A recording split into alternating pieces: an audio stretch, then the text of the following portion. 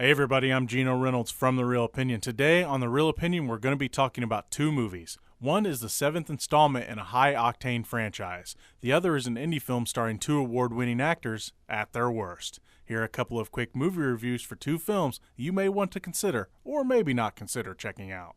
First up is Fast and Furious 7. Like all the other ones before it, this sequel is just as, if not more so, unapologetically ridiculous when it comes to the action and story.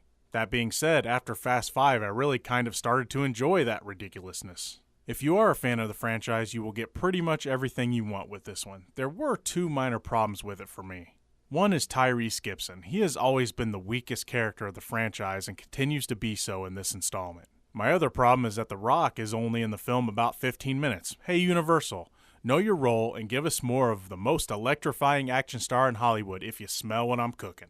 Also, Jason Statham is pretty fun in this. He should play the bad guy more often. And for those wondering, there is a scene or two that you might be able to see the replacements for Paul Walker, but the movie does a pretty good job at hiding the fact that he wasn't there for part of the filming. I have to say that since this is the franchise that really jump-started his career, it is only fitting that this movie be his last.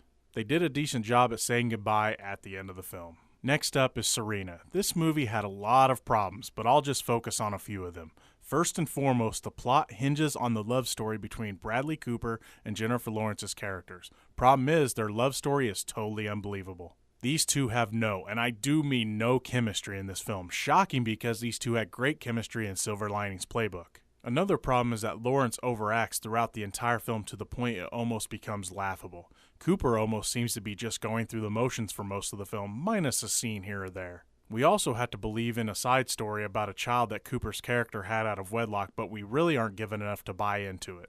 By the time the best scene of the movie happens involving this side plot, I just didn't really care enough for it to make me change how I felt about this movie. Honestly, from the get-go, this one couldn't get over soon enough. But remember, it's only just one guy's opinion. I'm Geno Reynolds from The Real Opinion. Until next time.